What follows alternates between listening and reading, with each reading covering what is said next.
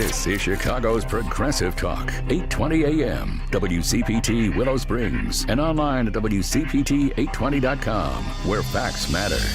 Joan Esposito, live, local, and progressive. What we do here at WCPT is more important than ever. And in addition to telling you about the latest outrage, I hope we all also offer you hope. You're not alone. We're all in this together. We are all resisting together. We are all going to work for the causes that are near and dear to our hearts. Joan Esposito, weekday afternoons 2 to 5 on WCPT 820. This is a WCPT 820 Heartland Signal News Minute. There's no mission, there's no requirement, there's no money. That's retired Army Major General Randy Manner, former acting and deputy director of the Defense Threat Reduction Agency. He was speaking to WCPT's Joan Esposito about President Donald Trump's recent social media post claiming the United States would immediately resume the testing of nuclear weapons. This is nothing more than saber rattling.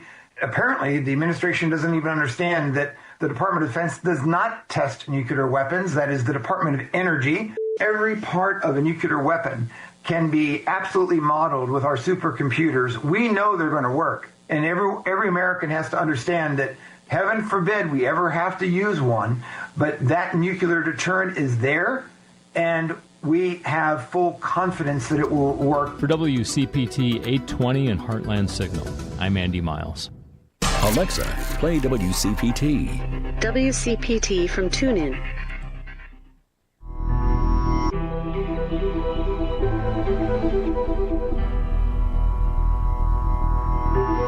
You are listening to Think Theory Radio.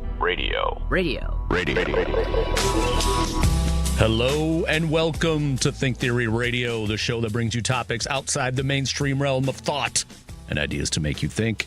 And I'm your host, Damian Perdue, your chaotic guide on this fatalistic ride of audio delights. And of course, I'm joined by Paulie C. Yo. And today is the all-out grudge match. The ultimate showdown. The battle for universal supremacy. It's chaos versus fate. Yeah. Who will win? It is a battle, man. It's a battle for our souls. And essentially, I was thinking about chaos. This is something I think about all the time. Okay. Does everything happen for a reason? Or is just everything random, chaotic, natural occurrences? Is the universe pure chaos? Everything just happened just randomly? Well, what define happens for a reason? Like, it's a higher power that's set, Exactly. Well, there is a couple different ways you can look at it. Something tragic happens, and God works in mysterious ways. Yes. Well, I mean, all those guys who won the Super Bowls, God helped them win it. Which then, by assumption, means that God wanted the team to lose that ended up losing. See, exactly. Yeah. That's what I'm saying, And I think that part of it, even in my own life, I tend to think when something good happens, like, oh, that was fate, right? Like, that was destiny. Yeah. But when something bad happens, it's like, oh, it's chaotic nature of the universe, man. I'd like to see the losing locker room interview where it's like, well, what do you think happens? I'd like to blame God for this one. Just wasn't with us today. Obviously, the Lord was going through the winners today, and they thanked him. And yeah, or like and I'd like to blame him for this loss. Or like the player that gets injured, like, well, God just decided that he's going to fracture my knee and end my career. So there it is. Yeah. Thanks, God. Thanks. And that's the other interesting thing, like chaos and fate, as opposed to, we've talked about like good and evil and God versus the devil. But chaos and fate aren't really necessarily good or bad. They're not necessarily have to do with the God or the devil or anything like that. They're kind of centrist, right? I mean, it's there's not necessarily chaos is a bad thing, and it's not necessarily that fate is a good thing, because your fate could be very bad, right? Chaos, in a way, could be something good, because if you think of it in terms of the probability nature of like quantum physics and how the different particles interact to create matter that created our existence, that's a good thing, and it comes from kind of chaotic nature. Chaotic good that I thought would have existed more in my adult years that I thought existed from my childhood years is bank error in your favor, collect $30. That hasn't happened yet. Monopoly lied to us. Nor have I won any beauty contests lately. Well, you never went to the ATM when the money just starts rolling, just spitting out dollars? The ATM, that's that the thing at the casino. That's the game I always win at the casino. Yeah, exactly, right. Yeah. You pull the lever down. Yeah. The money, just pops out. I don't know where it comes from. Get these overdraft fees, though. I don't know where those are coming from. That's the good version of chaos. But, the other interesting thing, too, is, how words change their meanings. And so chaos, as we know, we kind of tend to think of it as something like it's confusion or it's randomness. But the actual word originates from the ancient Greek word chaos, which meant gaping void or abyss or chasm. Yeah, weird. Okay. Yeah. The modern English utter confusion developed later, stemming from theological use of the word to describe the formless state of the universe before creation. But the ancient Greek origin, it was the primordial void. In Hesiod's Theogony, chaos was the first thing to exist, a vast and empty chasm or abyss. The other interesting thing, too, is the root meaning. It's related to the verb casco, which meant to gape or to be wide open. Oh, yeah, I shot there. And actually a yawn, because they believe that this void essentially yawned and spawned the universe. Right? Which I thought was interesting. The Greeks think that? Yeah, the ancient Greeks. I don't know if the modern Greeks. I don't think that. Well, yeah. They're all, Orthodox Christian now. So. That just seemed kind of funny that like the Greeks were like, someone yawned it into existence. They were laying down eating grapes. Just like I'm yawning at your lecture, Plato. Yeah. Enjoying this beautiful, beautiful day. Yeah, exactly. And it just yawned. Just yawned. But it's kind of if you think about it, though, it parallels the Big Bang and that kind of concept where the big yawn. Yeah, there was like nothing and then opened up and all the particles came out. It just makes you think of Family Guy. It was God farted it. He did the trick where you fart with a lighter and like a big flame. Yeah. Like, exactly. One day, God and his roommate Chugs were playing. They're like playing poker or something. Hey, let me borrow your lighter. Well, another interesting thing. Okay, so one, does this qualify as a meaning of life episode? Kind of. All right. It's at least a subgenre of it, right? Because think about it. If you could figure out if the universe is chaotic or fatalistic in nature. I'll allow it. I think it is, kind of the meaning of life. Episode 416. Yes. Here we go. There we go. Sub column B. Yeah. The other thing is it kind of can be a weird science because something I learned recently. Did you know what the etymology of the word weird comes from? I don't know. What is it? It meant fate or destiny. Oh. Huh. Yeah. The English word, the old English, was WYRD. Word. Yeah. 89.3 WYRD. Meant fate or destiny. And it changed because of Shakespeare. And when he referenced the Weird Sisters, referred to the Fates, the Greek, the Fates, right? The three witches in Macbeth. The phrase Weird Sisters, people had a association with them being strange. Okay. But really, they were the sisters of fate. But because this association, probably maybe because of the way they dressed in the plays back then, or they looked eerie and uncanny, it turned into the word for strange or odd. Weird. That's weird, man.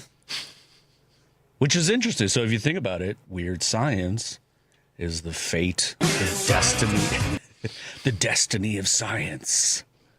So I thought that was interesting. Another one, all intermingling, interconnecting, if you will, that I learned recently is coincidence. Okay, so that I actually got this in a book I was reading. It had a whatever I was talking in one of the paragraphs. It said coincidence, and in parentheses said you should look up the etymology of that word. You'd be surprised. It comes from the Latin word coincidere, meaning to fall together. Oh, okay. Yeah. So it's not really, it kind of has more of a synchronistic meaning originally. Well, that's kind of what I would think anyway. But I think coincidence more now we think of it as chance, right? Like, oh, it's a coincidence. It's not. Yeah, but I guess it's usually like things happening in coinciding moments or whatever. True, like falling together. So I think of a synchronistic sort of thing. Mm-hmm. I mean, there definitely is that side of it. These events were coincidental or whatever. I don't know. True. No, I think that's, you are correct. But I just thought that it was interesting that it was not a direct randomness meaning. Like it was something more synchronistic, like kind of opposite of what we think. So usually you use the word coincidence as opposed to synchronicity, right? Like if something happens, like we were talking about, does everything happen for a reason? Is it fate? Is it destiny? Mm-hmm. And if something happens to you and you say, man, this crazy, I met this person and, they introduced me to this other person, I got this great job, or like an example, the way I ended up here at the station. I don't remember. No, I know. It's been so long. No, you told me this story recently. It was a woman who lived next door to my other job, right? And I was going to school at broadcasting, and we were talking one day, and she said, "Oh, what are you going to school for?" I told her radio. She said, "Oh, I work at a radio station. I do sales. Give me your resume." 6 months later, I'm working here at WCPT.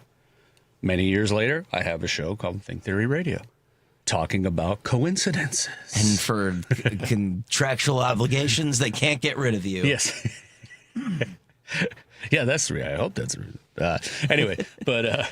due to a bookmaking error. Yeah. A banking error. You ever see that? Watch, this will be the last episode. We'll show you what your fate is. Yeah, abruptly just ended. But so if you think about that, in one way I could say that was fate, right? Like if I wasn't working at that job, I wouldn't have met her. I wouldn't have ended up here. I wouldn't have gotten this radio show. Mm-hmm. Or is it just a coincidence? So people would use it, oh, that's just a coincidence, as opposed to a synchronistic kind of I don't know what you would classify that, but that's a lot of radio in general, though, is kind of the random. It's who knows you, and who you know, but who knows you. And in this case, a salesperson in radio knew you. Was like, I'd give it a shot. We need people. Yeah, but it was but I wasn't working in radio. I was working at a pizza place. No, but you got to start just somewhere. The best ability is availability, at least in this field. And for sure. Yeah. So, I mean, it's similar for me because I was at the broadcasting school as a GA, but didn't have that job anymore and needed another job. And a friend of mine from the school was like, I know a radio station that's hiring. And it was the sister station of WCPT. Yeah. And then I worked there as a fill-in for a while, and then something opened up at CPT, and I would always told the boss, I was like, hey, if something opens up, let me know. Yeah. And something opened up. So see, and then your fate. And they've been destiny. stuck. And due to contractual obligations, they can't get rid of me. No. And also the fate that puts you into the role of co-host of Think Theory Radio, something you never thought would happen in your life. And that's a different story altogether, but we're not going to get into that one today. That would take the whole rest of the hour. And that might be the last episode of Think Theory Radio. We'll write that down, put it in a safe somewhere, lock it up. Yep. No, but I'm just saying, like, there are things that happen in your life that sometimes you wonder, did this happen for a reason? I've done a lot of things in my life. I've been a rapper, a graffiti writer. I've been, a lot of different things. But if you would have told, like, little me back, like, 30 years ago, like, oh, you're going to be working in political talk radio. Yeah. I think a lot of people would be like, yeah, that checks. That totally, that's him. I know that. I think radio, yes, for me, people would have probably, oh, yeah, totally, but not necessarily this kind of radio. I don't think people would have assumed, or even myself, really, honestly. But anyway, that's that, right? So, and I was thinking of it in context, too, of just things that happen in the world. Because obviously, if you're thinking of chaos and fate. Butterfly effect. There's a butterfly effect, which we'll get into in the next segment, because that's part of the scientific theory. But there is, are you more on the science side, chaos theory versus determinism? Or are you a religious person or a spiritual person and believe that this is all designed by God, preordained? This has all been predetermined, all written down by the fates, And then there's, there's the people who are religious that don't necessarily believe that everything happens for a reason. Like Einstein would say he believed in the God of Spinoza, which was a creative God who created the universe, but not necessarily influences every single thing that happens to a human, And if you think of the context of time and space, I think there's certain people that think everything in life, like we were talking about the sports guys, like, oh, thank God for this win. Like, God doesn't care if you won the World Series or not. Like, if God exists, it is at least 14 billion years old. No God would let the Dodgers win that series. Sorry. Right? But think about, if it would have to be at least 14 billion years old, right? Okay. Because that's the age of the universe. Could be eternal, whatever. Okay. So at least 14 billion years old. Humans have been around for, a couple 100,000 years. You could say 2 million if you want to go back to the first hominins or whatever, but let's say 100,000. Which is still just like a blip compared to however many billion years you said. Exactly. Yeah. So if God is a being that's at least 14 billion years old, I don't think like a day in our life would be anything to it. Yeah. So everything that happens. That's why it's so easy to keep track of all of us. Yeah, right. But also, then, does it care about the other, intelligent species? Oh, 8 billion people's problems? Pfft, nothing. Yeah, right. Yeah. Does it care, though, about, the dolphins, or other intelligent pigs? No crows. One cares about the dolphins. They're a terrible defense. Sorry, no, I'm joking. They'll never win anything anymore. Never win anything. After that 72 season, no. See, it was at their fate. Were they jinxed? Right? Did they cash in their entire organization or franchise's success for that one perfect season? I don't know. I don't know. I thought that it was posed to me by a coworker here. I brought up was lamenting how his teams are always making the playoffs and losing, and I was like, well, it could be worse. You could be a White Sox fan where by percentage you've made the playoffs the least amount of times out of the 4 major sports by percentage. And he's like, yeah, but wouldn't you trade many playoff appearances with no championship for one playoff appearance? And I thought about it, and I was like, yeah, I'd never trade 2005. I guess you're right. No. That's kind of how it works. But also, if you think about it this way, did the White Sox do that? Did they cash in on? I think about that a lot too. Was that, and also, think about, you're talking about destiny, right? Yeah, that seemed a very destiny type of year. That whole year felt like it. Right? Oh, for sure. I was even opening day telling a buddy, I was like, they finally got all the pieces in the right places. And nobody's picking them to win. And everybody had a career year. We could go off. Yeah, I know. Yeah. But here's the thing, though. As far as the White Sox organization, you could say, though, that the 1919 throwing the World Series, the Black Sox, did set that organization back because of the punishment of losing so many talented players. And there was just a different way than there is nowadays of developing a team. Yeah. So you couldn't just instantly develop and start a whole fresh great team. So that took them however many decades to get back to being a competitive team on a regular basis, which they've really never really done that. Which would align with the butterfly effect. Oh, okay. See? Okay. Because, one thing that they did back then had a ripple effect through time and space. But I was going to say real quick before we go to break, you're saying like they had the lowest amount of playoff appearances, right? By percentage. By percentage. But the amount of World Series they have won out of how many playoffs they've been in is a higher percentage than most teams. Probably, yes. So there's that. They've won Just trying to get a little positive. 3 out of their 10 appearances or something like that. Yeah. Exactly. All right, we're going to take a quick break. If you want to tell us what you think, do you believe in chaos or fate? Hit us up at 773-763-9278. That's 773-763-WCPT. We come back. We'll see what the scientists say about chaos and fate on Think Theory Radio right after this.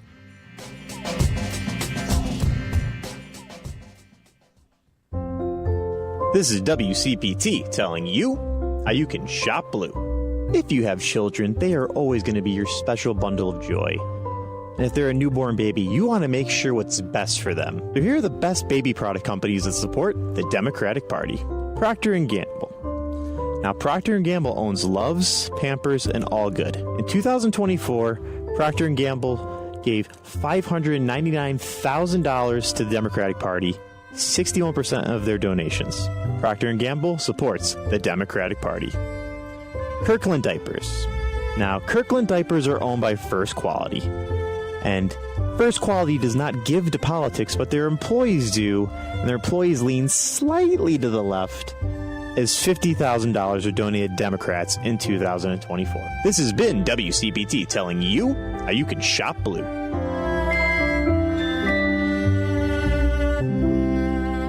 Chicago's Progressive Talk, WCPT 820, where facts matter.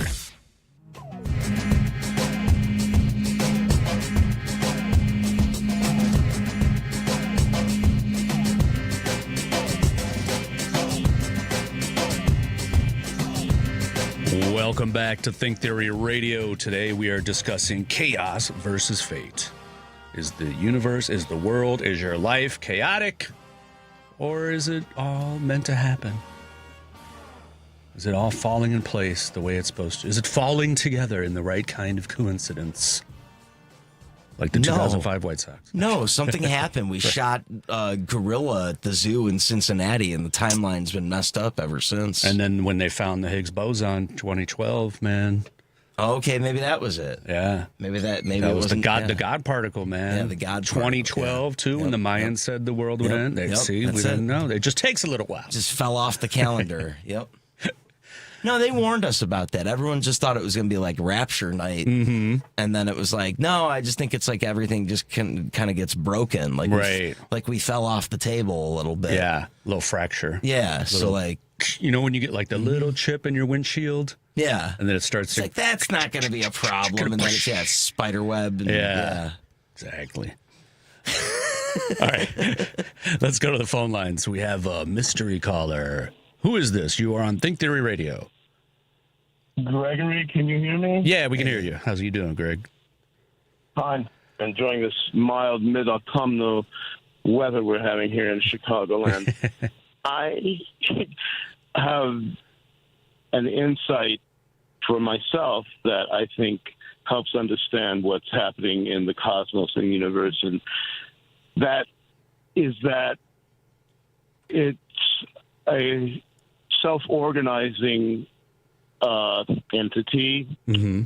I mean, I'm alive, the universe is alive. If I'm alive, the universe is alive. I'm self-organizing, the universe is self-organizing. God is the universe, and it's self-organizing, and it's evolving towards optimal self-organization. That's the only thing that really exists. And so chaos or negativity or evil are essentially illusions, because what they are is self-optimal organizing units within their own right at lower levels of integration and evolution in the world. Okay? What do you think of that?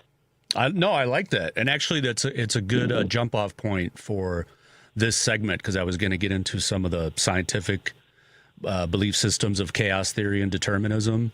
And I have my own, and how like quantum physics fits into that. So I don't know if you heard. Great, I'll listen. Yeah. What?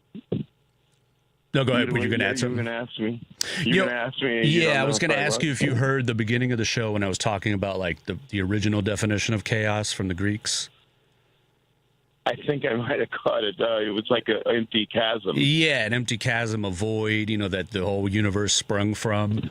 And I kind of think of that as, when you think of the quantum physics and these kind of underlying, and it kind of goes into what you're saying, the self-organizing mechanism of the universe coming from randomness, right? So you have the underlying field states of quantum physics, right? The quantum realm that is chaotic, that we think of, at least we don't have the technology to see the more structured version of it, right? It's all probabilistic. We can't really tell where an electron is, but we can figure out where it could be, okay? But all of those electrons and all of the different particles have to organize to create the matter and the energy that become life and become us and become the planet and everything around us. So it's kind of like it's a parallel to that story of something coming from this void, something that we can't really see, but creates a organized universe, like what you were saying. Yeah, and so I guess that's one way to understand the evil and horrible things that happen in the world. They're just lower levels of the slowly evolving, self-organizing, perfect world, best of all possible worlds that is this God that we are a part of. Thank you very much, gentlemen. No, thank you, Greg. I appreciate the call. And like I said, it's a perfect jump-off point for this segment because there is, we're talking about, and we'll get in the next segment of kind of like the gods of chaos and fate and the different cultures, but the gods of chaos, they opened for Iron Maiden. Dude, I saw that show. I think they were at Tinley Park, Horizon, man. Tinley Park. Yeah, Tinley Park, yeah. Poplar Creek. Yeah, Poplar Creek. That's it. Would they have a show like that at Poplar Creek? I was too young I think they I feel like that was yeah. more like the adult contemporary crowd, like your Seals and Crofts and your, I don't know if they did have Iron Maidens, but they would have been somewhere. They definitely would have been at what was the old Tinley Park? The New World Music Theater, something like that. New World Music Theater, and then for sure. I thought like Rosemont Horizon would be. I think Rush might have been at Poplar Creek. Yeah, they would have played there. Yeah. Sorry. No, it's all good because it is a chaotic. No, but yeah. So we have the gods of chaos and all that, right? And you have what Greg was saying about what is evil in the world. Does it have its place? Is it the lower level kind of frequency down below? And eventually it gets filtered out, right? And if you get into the science of it, like take away good and evil, right? Because those are human concepts that we know, okay?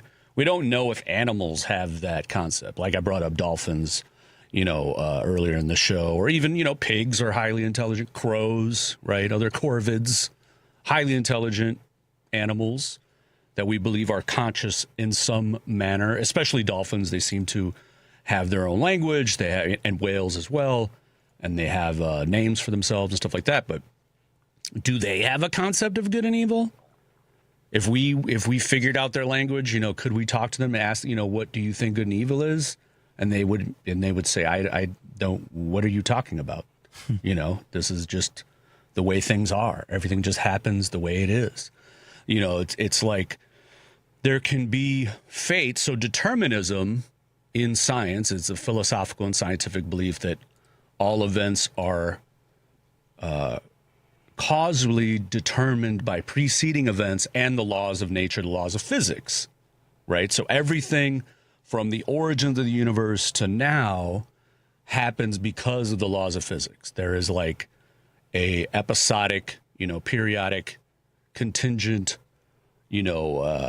forward arrow of time, and everything happens for a reason, but not necessarily like you lost your job for a reason, right? But you exist for a reason because of the laws of physics, because of the laws of nature. That's kind of determinism. And that's what, Einstein was a determinist, and he really didn't like quantum physics. That's why he always said, his other famous quote is, God doesn't play dice. Okay. Because he didn't like the randomness that quantum physics brought about. I gotcha. He didn't believe that the universe was probabilistic. He believed that there was a reason for everything in the laws of physics. And, that's what we call a spooky action at a distance. That doesn't make any sense. Now, at the same time of the Copenhagen theory and Heisenberg and all these guys and Bohr came up with the probabilistic nature of quantum physics, like I was explaining, like you don't know where an electron or a certain particle is going to be, but you can kind of determine where it might be based on probabilities.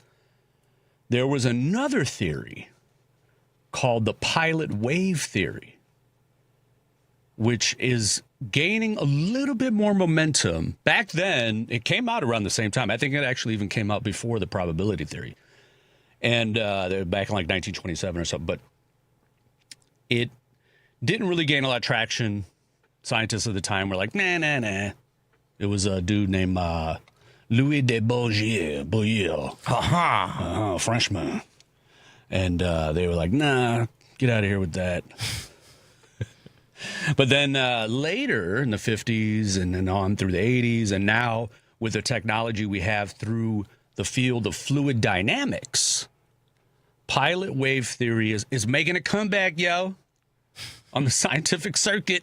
Yo. So according to pilot wave theory, the point particle and the matter wave are both real. So like in standard quantum mechanics, there is no physical particle or wave entities. There's only the observed wave particle duality, right? The probability. Like we've talked about this on the show before, where you have the slit slot, the slot experiment, where you have the two slots. They shoot a particle through it. You don't know which way it's going to come out, a wave or a particle, right? Okay.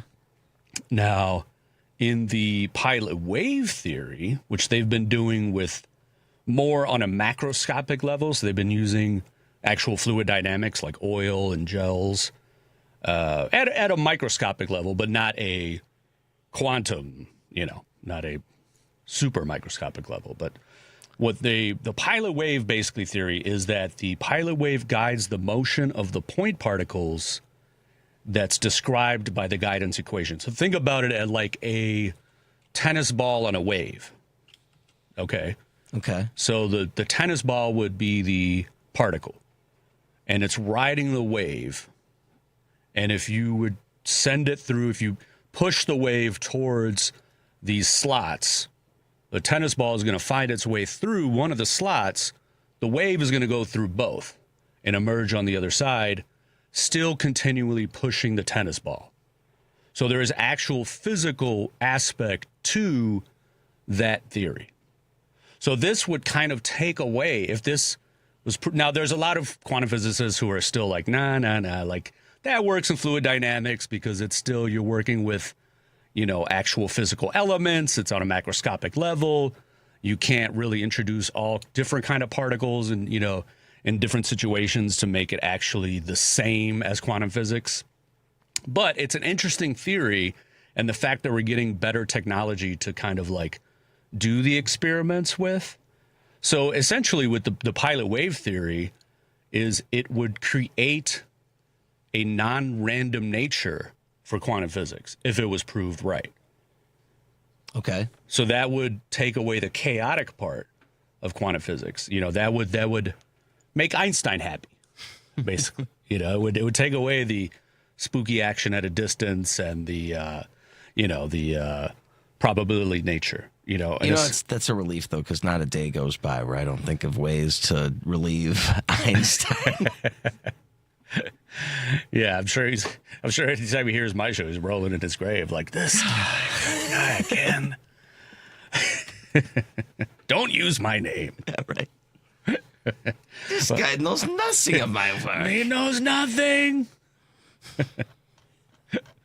But so I think it's like an interesting theory. I mean, that's like pilot wave theory is a whole huge, other subject that could be like a whole show in itself. So I won't get too far into that, right? So we talked about that. We talked about determinism, right? We talked about the pilot wave. But what is chaos theory. So, all right, Dr. Ian Malcolm, tell us, what is chaos theory? To get super scientific, it's the study of nonlinear dynamics, emphasizing the sensitive dependence on initial conditions. I'm reading from Mr. Alex Crowley. Oh, I was hoping you'd get to the dinosaur part soon. Oh, well, the principle is commonly known as the butterfly effect. Okay. Which was coined by Edward Lorenz, suggesting that small changes in the initial state of a system can lead to significant differences in outcomes. Butterfly flapping its wings in Argentina creates a tornado in Texas. Now, creates a scientist that comes up with the theory, creates a movie that has Ashton Kutcher in it that's really bad. Yeah, sorry. Everything happens for a reason. Yes. There was a similar movie with Keanu Reeves, not The Matrix, but it was also filmed in Chicago. Chain Reaction. Oh, okay. Like Johnny Mnemonic. It's a kind of it didn't really look. Morgan Freeman's in it. Okay. That one's a good one, but it's kind of has a little bit of that in there. Although it doesn't, so contrary to popular belief, chaos theory does not totally imply complete randomness. It deals with deterministic systems where, like, the future state is determined by initial conditions, governing equations. So, like, weather forecasting, right? Different stuff like that, economic and finance. Figuring out the stocks, all of this stuff. Crypto. Crypto. Which way will the coin buy the dip? That's all chaos theory. It probably is, though, honestly. Like, we're joking, but it really does fit into that. Some of the key concepts are like fractals. We've talked about on the show before, like the intricate geometric patterns that exhibit self-similarity at different scales. There's a thing called the strange attractors. And that's chaotic systems often converge towards specific patterns of behavior known as strange attractors. These attractors exhibit both stability and unpredictability, creating intricate geometric structures in phase space. So that's the butterfly-shaped figure, but it's also the way wind circulates off of the wing of an airplane. It has to do with, like, the strange attractors and, like, like flight is a strange thing. Right, like it kind of defies the laws of physics. Yeah. That's like part of this too. Okay. Applications, like I said, weather forecasting, economics, finance, biological systems. Many biological phenomena exhibit chaotic behavior, such as like your heartbeat, like an irregular heartbeat, right? That's a chaotic, that falls in line with chaos theory. Why, like a hurricane will emerge, different things like that. Population dynamics, how population change in different countries, and neural networks, the brain, how it fires off random synapses and all that stuff, also falls in line with chaos theory. So that's all part of that. So you have a chaotic randomness of nature, and then or the deterministic one, where everything falls in line with the laws of physics. Everything is supposed to happen the way it's happened because math and science and all that good stuff, maybe God, they created it, I don't know. And then if the pilot wave theory gets proven, that could be the unifying theory, because we could figure out why particles emerged from the beginning of time and floated on waves of gravity, man, all the way to us. Can't just land on a fraction, man. And turn into Dennis Hopper in Apocalypse Now. And then also you think like the way it converges, we're talking about God, fate, destiny, science, chaos. There, what about what scientists think, like actual scientists, right? So there was a Pew Research survey not that long ago, and interestingly enough, the survey found that the percentage of scientists that believe in some form of deity or power, what do you think it was, percentage-wise? Oh, I don't know. So, say what the thing was? It was the a Pew Research survey, okay. American scientists okay. to believe in a God or higher universal power. Oh, it's like 30-40%? 51%? Yeah. American scientists. Yeah, American. Yeah, American. Yeah, red-blooded American scientists. And, I didn't even really, I don't know if I just forgot this or didn't remember this, but when Obama nominated Francis Collins to head the National Institutes of Health, Do you know he was a Christian geneticist? I did not know that. Yeah. And there was like a kind of a controversy. People like, how can you put someone in charge of the largest biomedical research agency in the world who has this devout belief in a Christian God? Mm-hmm. You know, and that's not, and we're just thinking of the American sense. There's also, in Islam, science is very like accepted and high. The Trump administration said, hold my chalice. Right. And that's the chaotic nature of the universe. I mean, seriously, like, and that, you know, and I thought about that as well. Like, FAFO the vote, you're not, you know, but also, okay, if you believe in destiny and fate, right, it is, or chaos. I mean, I would see, to me, Trump would be more a chaotic reason for the chaotic nature of the universe, right? But some people believe it's fate.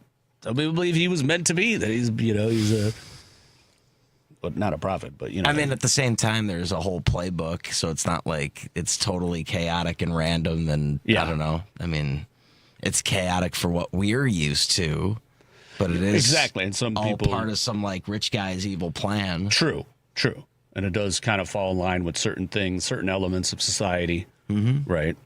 All right, we're going to take a quick break. When we come back, we'll get back to your phone calls, and we're going to talk about some of the ancient gods of chaos and fate on Think Theory Radio right after this.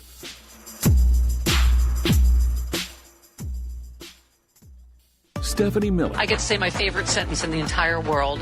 Here comes Kathy Griffin, hero of democracy. Hello. How are we going to do this? Because I know we're both going to want to talk at the same time because it's a love fest. I am so in love with you. You are so important and wonderful and funny and brilliant, and you are who I aspire to be. When I grow up, I want to be you. No, you. Stephanie Miller, weekday mornings 8 to 11 on WCPT 820. Because facts matter. You are listening to WCPT 820.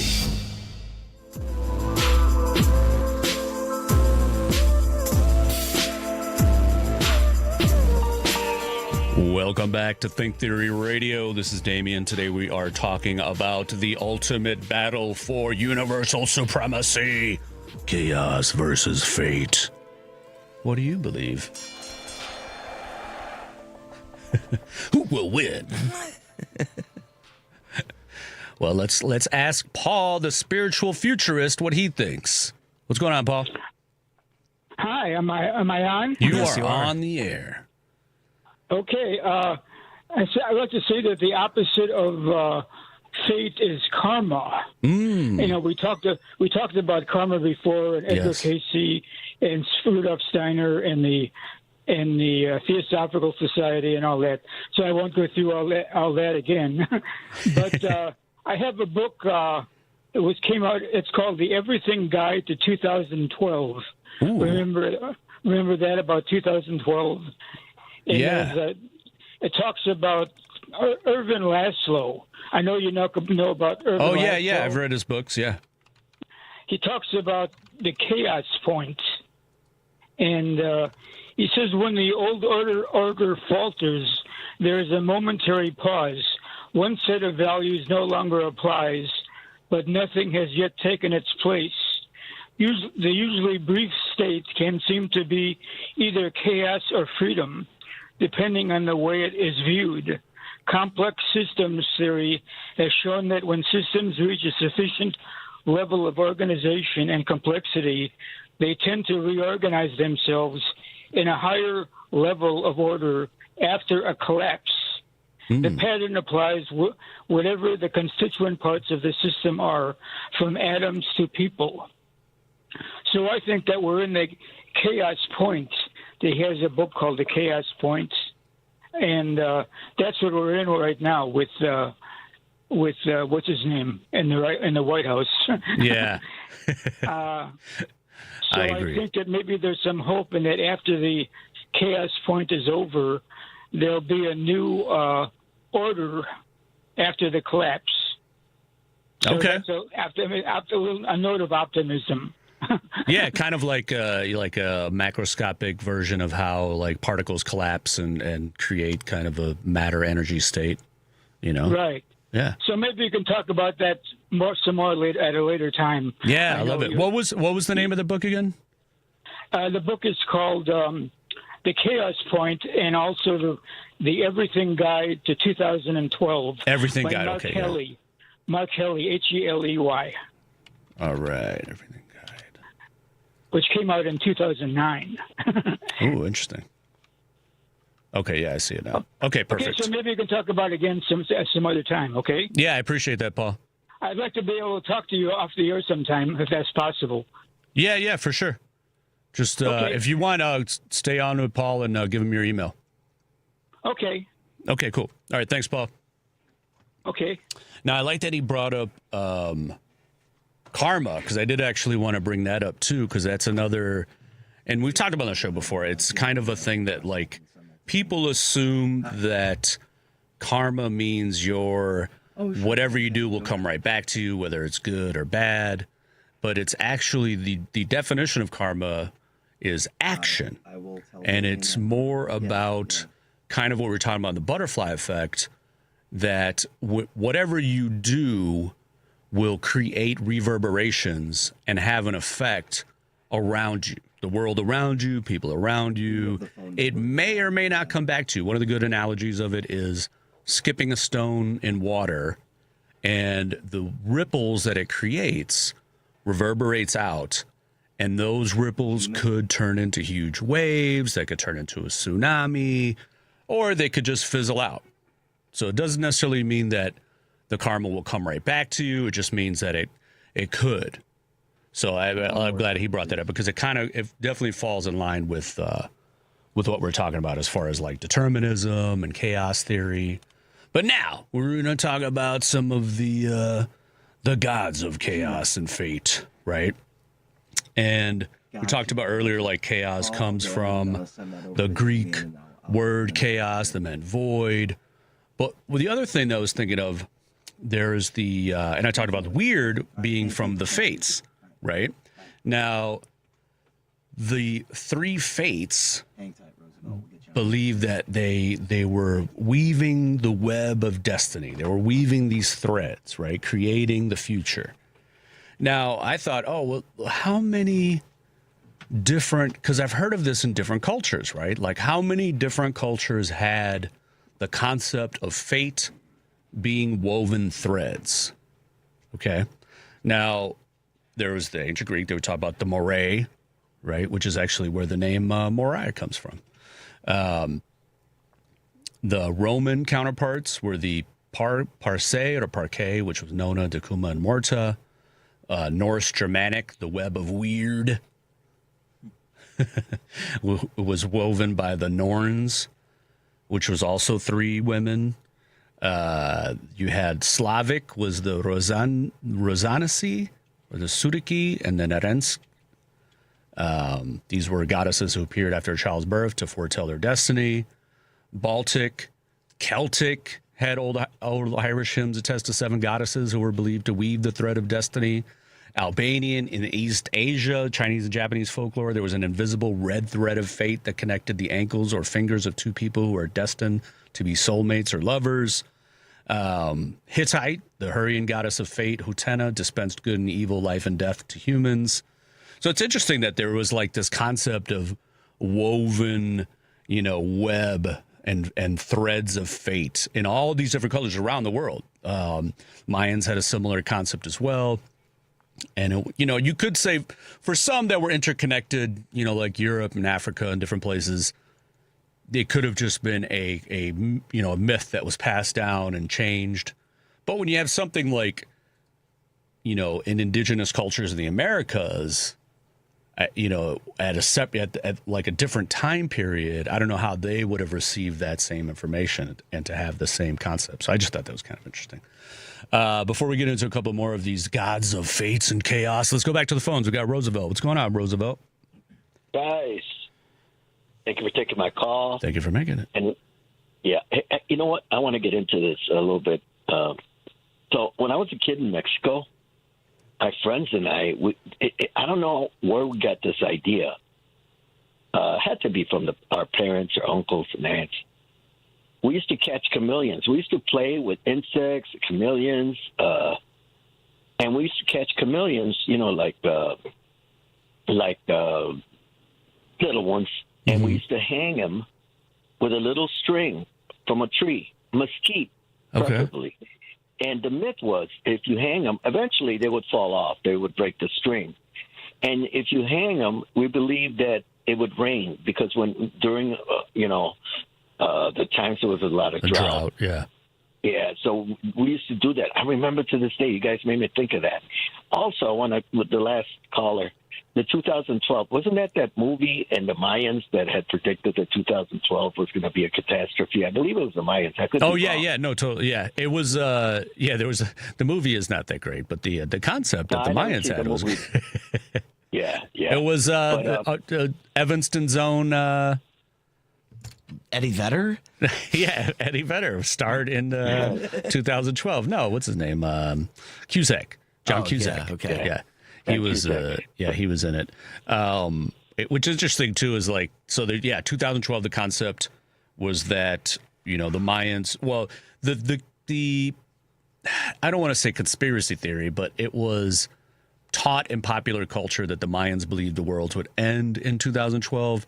But in reality, it was just that their calendar that they had created that was went on for hundreds of years, I think even 1,000 years, ended in 2012. But for them, it just meant that sun cycle was ending, right? Oh, okay. Yeah, it didn't really mean that, but of course people interpreted it and wanted to create the thing. But it's interesting, though, the movie, of course they go along with that whole thing, there's the world is ending. But one of the main plots of the movie is that, they have these ships, spaceships, but only select individuals get to go on there, the rich. That's Elon Musk. That's Elon Musk, isn't it? Yeah, exactly, right. You know what I mean? And guys, briefly. Yes.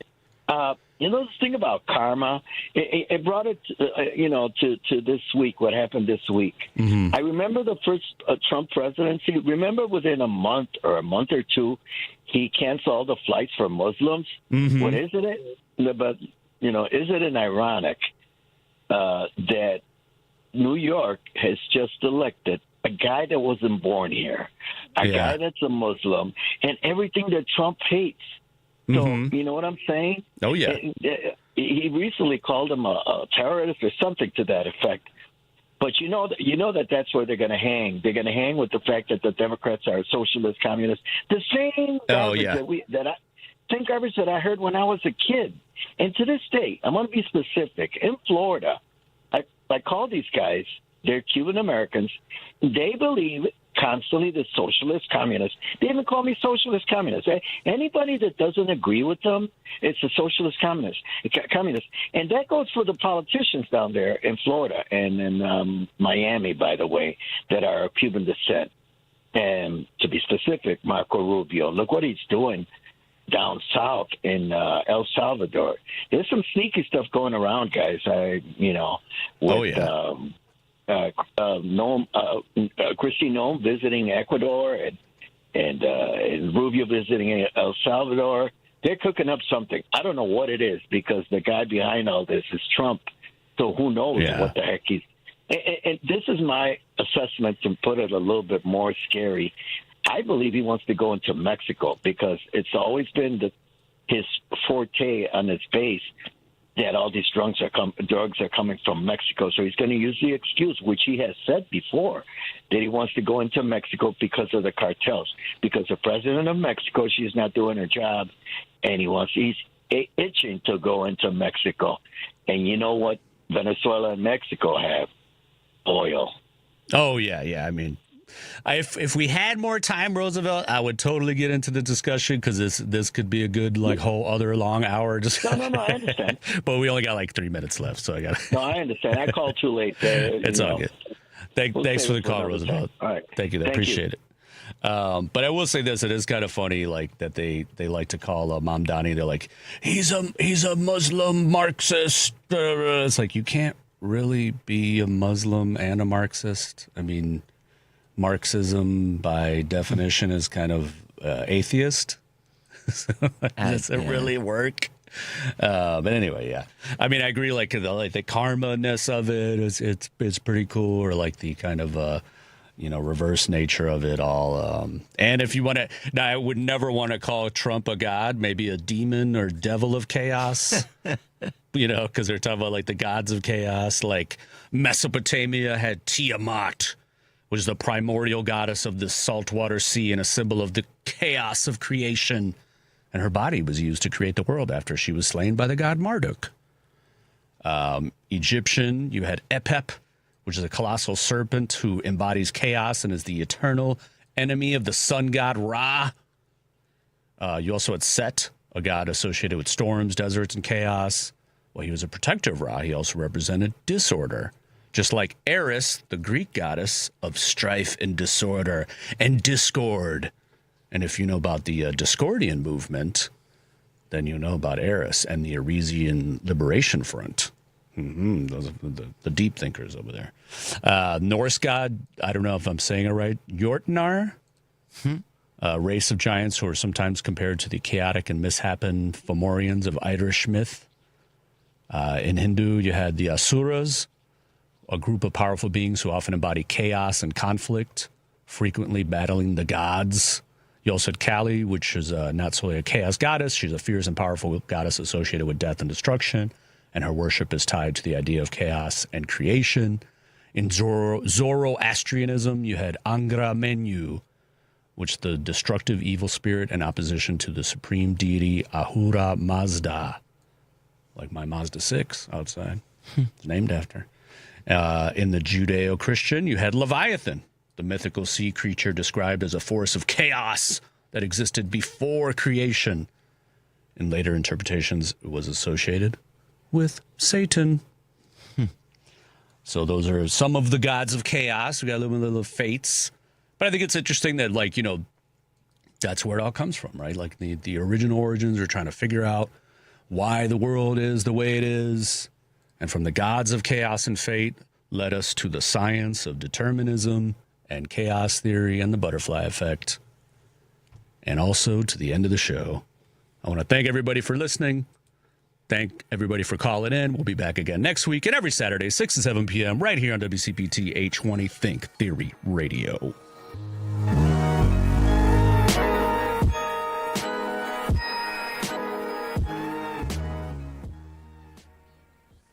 You know that you can listen to Chicago's Progressive Talk on WCPT AM 820. Stream us live at WCPT820.com and on the TuneIn Radio app. Or you can ask Alexa, Siri, or Google to play WCPT from TuneIn. But now you have another option. We're simulcasting our program